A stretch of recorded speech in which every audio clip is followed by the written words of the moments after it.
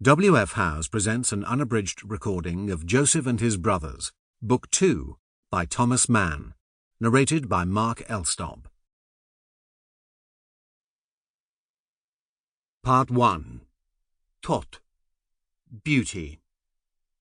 And so it is said that Joseph was 17 years old and was tending the flock together with his brothers, and that the lad lived with the sons of Bilhah and Zilpah, who were wives of his father. That is correct. And as to something else added by fine discourse, that he brought to his father any evil report of his brothers, of that we have seen evidence. It would not be difficult to take a point of view that makes him look like an insufferable scamp. That was his brother's standpoint. We do not share it, or, better, having assumed it for a moment, we immediately put it behind us. For Joseph was more.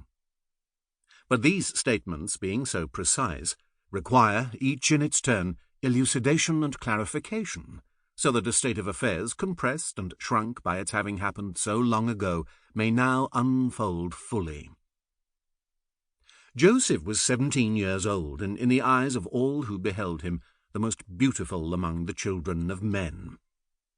To be frank, we do not like to speak of beauty.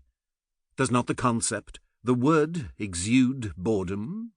Is beauty not a sublimely pallid notion, a pedant's fantasy? It's said that it is based in laws, but laws speak to reason, not to emotion, which has no use for reason's strictures. That is why perfect beauty, which needs no apology, is so dreary.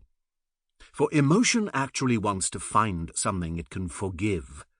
Otherwise it turns away with a yawn. Enthusiastic admiration for what is merely perfect demands a devotion to preconceived, prototypical norms, a pedant's devotion.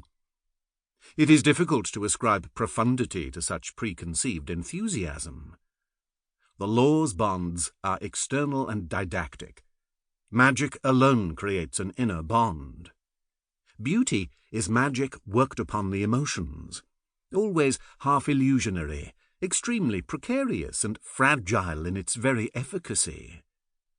Place a loathsome head atop a beautiful body, and the body itself will no longer be beautiful in terms of any emotional effect, or, at best, only in the dark, which is mere deception.